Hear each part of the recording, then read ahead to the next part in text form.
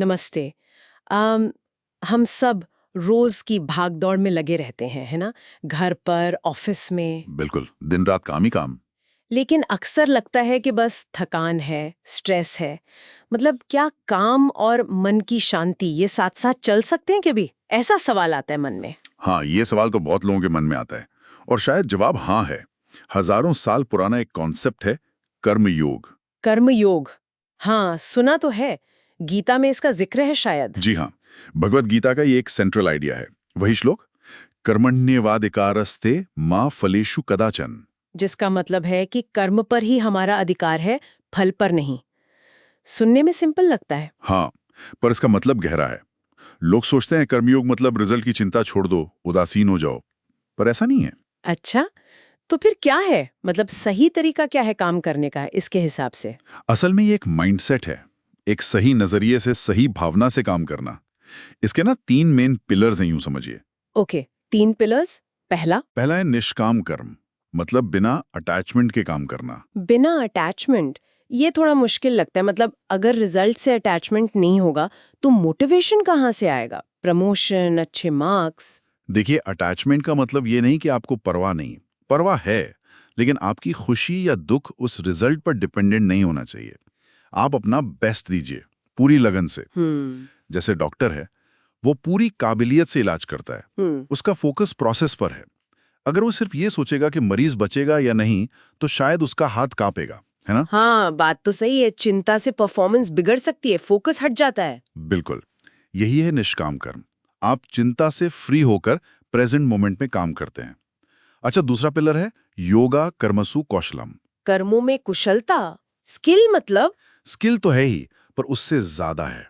ये है अपने काम को इतनी खूबसूरती, इतने ध्यान से करना कि वो एक आर्ट बन जाए, एक मेडिटेशन जैसा। अच्छा, मतलब काम को बस निपटाना नहीं, बल्कि उसे एंजॉय करना, उसमें डूब जाना। एग्जैक्टली जब आप किसी काम में इतने खो जाते हैं कि टाइम का पता नहीं चलता, वही है कर्म कुशलता। आजकल जिसे फ्लो स्टेट कहते हैं ना, कुछ वैसा ही। इंटरेस्टिंग। और तीसरा?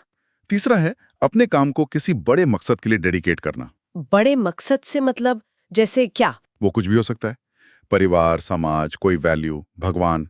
जब काम सिर्फ मेरे फायदे के लिए ना हो, जब मैं कर रहा हूं वाला ईगो थोड़ा काम होता है ना।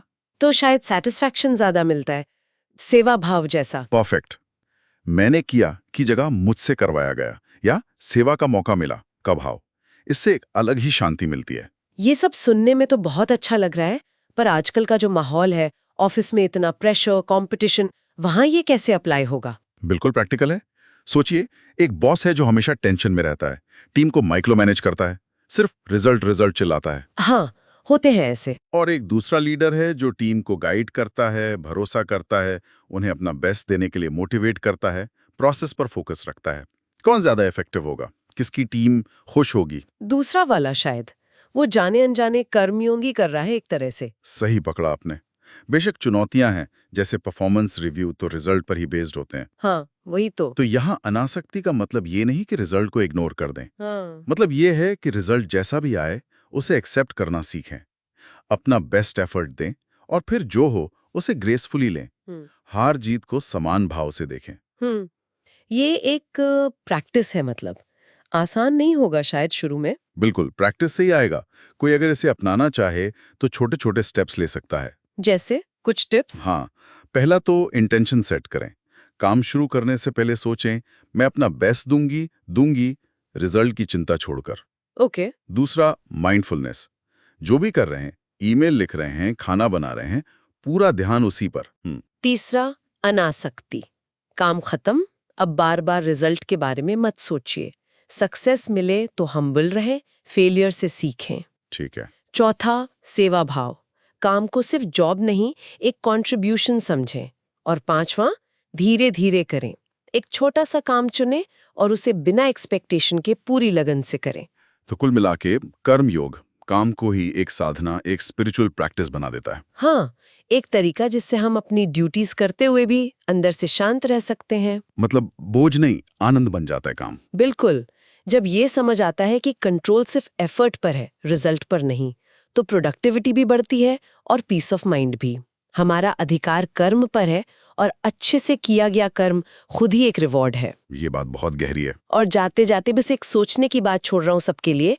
अगर हम अपने रोज के छोटे छोटे काम जैसे बर्तन साफ करना, गाड़ी चलाना, किसी की मदद करना, इन्हें भी कर्म में कुशलता से करें, पूरे ध्यान से, तो हमारा रोज का एक्सपीरियंस कितना बदल सकता है।